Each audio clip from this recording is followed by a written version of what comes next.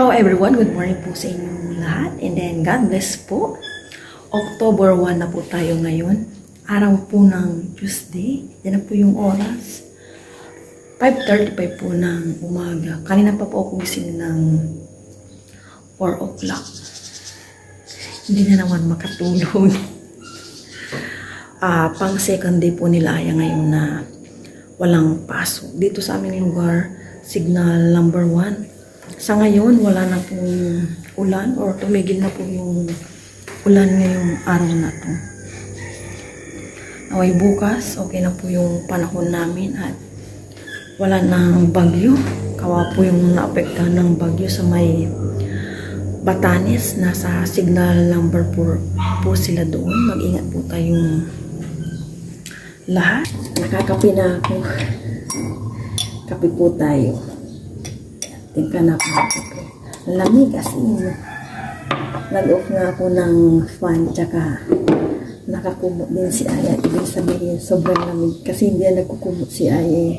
Hanggat hindi siya talaga nilalamig as in. 4 days ng pahinga ni Aya.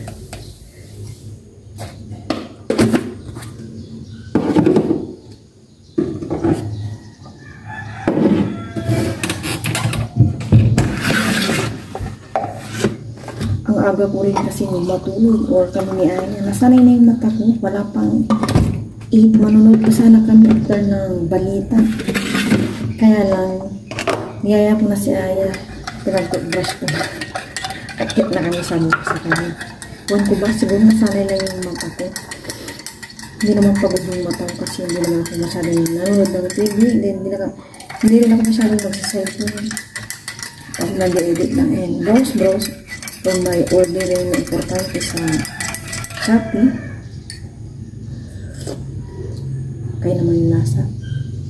Yan, kukumpleto ng aking araw kape. Kape po tayong lahat.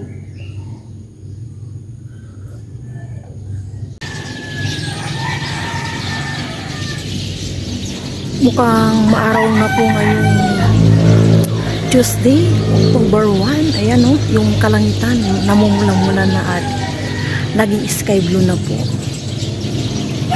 Kaya for sure, maaraw na po ito ngayon. Pero wala pang pasok ngayong October 1. Kahapon na declare na po walang pasok.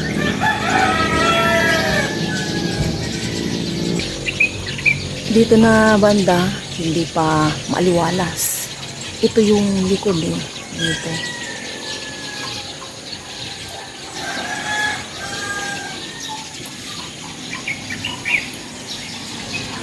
Maingay ng mga ibon. So, ibig sabihin, maaraw nga talaga siguro. Nagtatawag na yung nanay ko sa baba. Magluluto na po ako. Kukunin ko na itong mga iluluto ko dito sa ref. Ito yung gulay-gulay. Ito potato to eh. Ay, nalaglag na.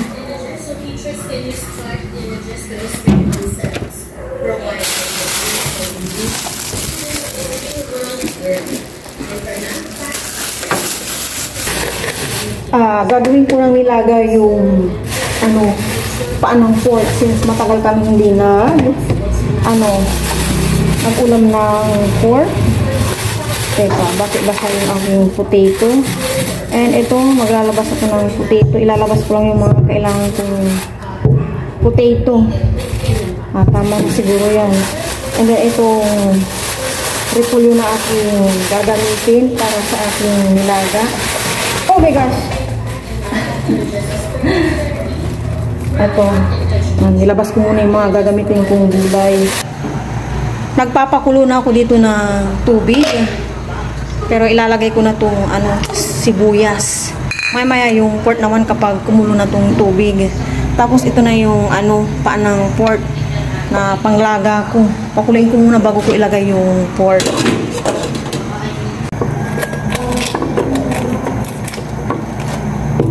Linisan at hiwa-hiwain ko na itong repolyo. May sa ilalim pala to. Nakaligo na po kami ni Aya kanina pa. Nakapaglaba na rin ako para walang madumi. Kasi makulimlim na naman yung panahon. Halo kanina, aaraw na talaga ng bongga. Hindi pala. Yung si Aya nandyan, nag-study ko. Yeah? Ma.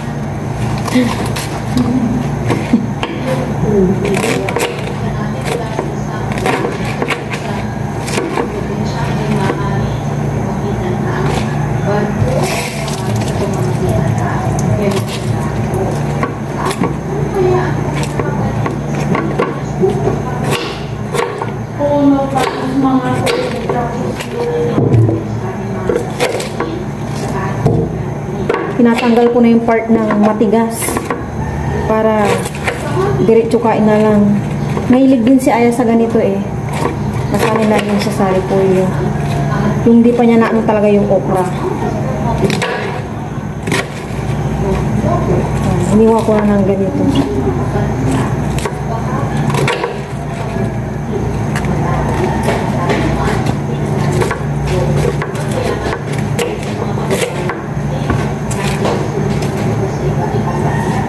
Then, ito naman, potato.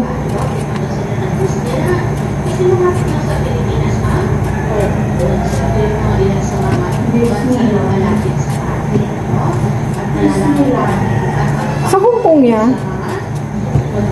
Diyan sinabi. Kasi daw malapit daw yung Hong Kong sa Pilipinas. Totoo na. Pareho lang ng oras ya. Sim lang tayo ng oras. 2 hours biyahe. Parang hindi ako sure. Kumulo na tong tubig na may sibuyas. Ilalagay ko na tong pork. Pero mano-mano para hindi ako mapaso. Matilamsikan ng mainit na tubig. Tanggalin ko muna tong mga bula-bula niya. Pakuhin ko muna. Saka ko maglalagay ng mga pampalasa. Mukhang ang dami ng tubig ko. Babawasan ko po. Kaya nga maumapaw na. Tingog Asia. Pinalitan ko ng kaserola itong gagamitin ko sa paglalaga. Kasi konti lang yung niya sabaw. Marami itong repolyo tsaka potato. Kaya dito na lang. Ito yung bihira kong gamitin na kaserola. Hindi pa kumukulo. Mamaya na kapag kumulo na lumabas na yung bula-bula, saka ako maglalagay ng mga pampalasa.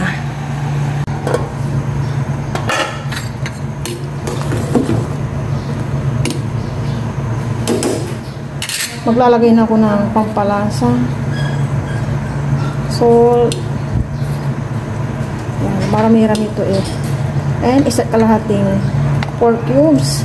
And buong paminta yan. Damihan ko. Oops, halos maubos ko naman na.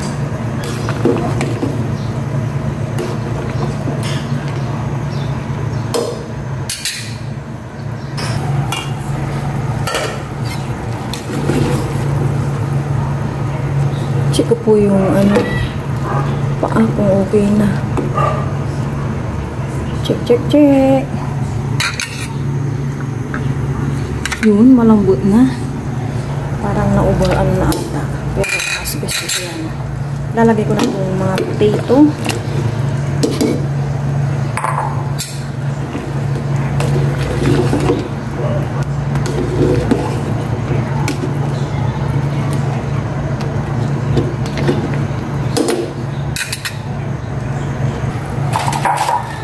Ilagay ko na itong repolyo.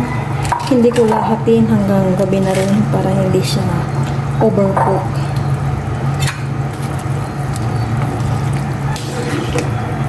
Ito lang yung repolyo na nilagay ko.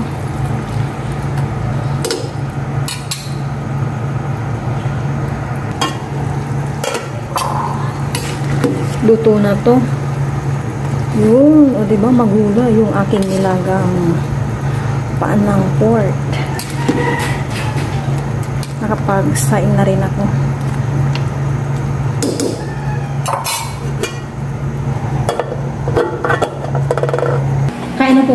lunch ni Aya. Kain po tayong lahat. Pero bago po yun, pray muna ako. Lord, maraming salamat po sa araw natin. Maraming po kami ang mga pagkakas. That's it. Nag-isang bowl po kami ni Aya. 11, ano pa lang, 35. Pero kumain na kami kasi biscuit na yung breakfast namin kanina. Pero ano lang kami din ni Aya, merienda tayo din ng biscuit. Oh, yes. Sabi ni Aya, ayaw daw niya ng paa. Sabi ko, hindi naman ko ang kumakaba ko sa kanila mo. Cheers mo. Hindi. Sabi mo, umusok-usok pa. Cheers. Thank you, Lord. Umusok para po sa inyo kung patay lahat. Mainit pa. Kagilid mo po yun lang.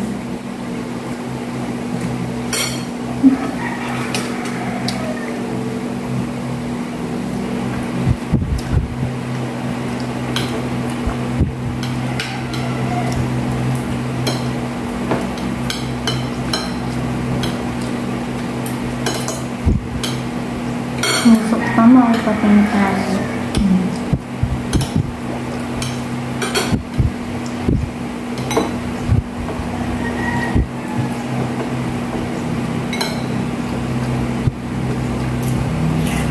Ang fluffy ng ano, mami. Diba? Where's my meat?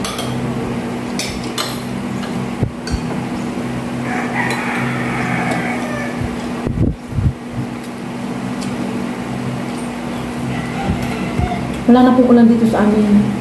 Paambon-ambon na lang.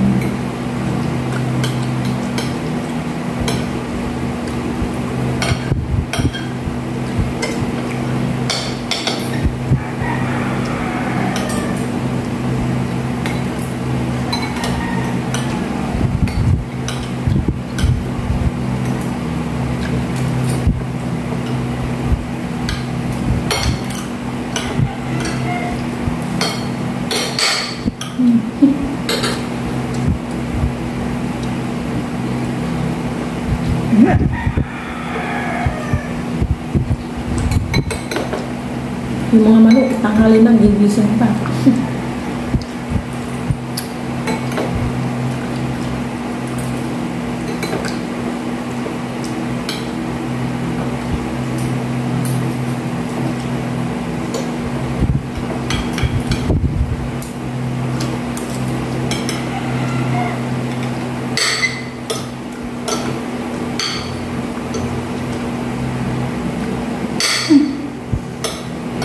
Ay, paano ng kutsara? Amay natin.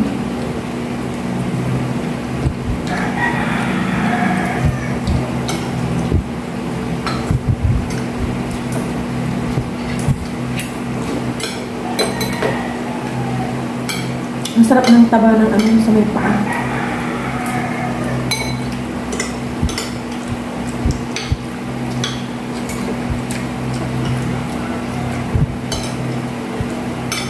Mali ko nang nilagay yung suka sa kanin, parang nalalasahan ko. Nalalasahan mo yan?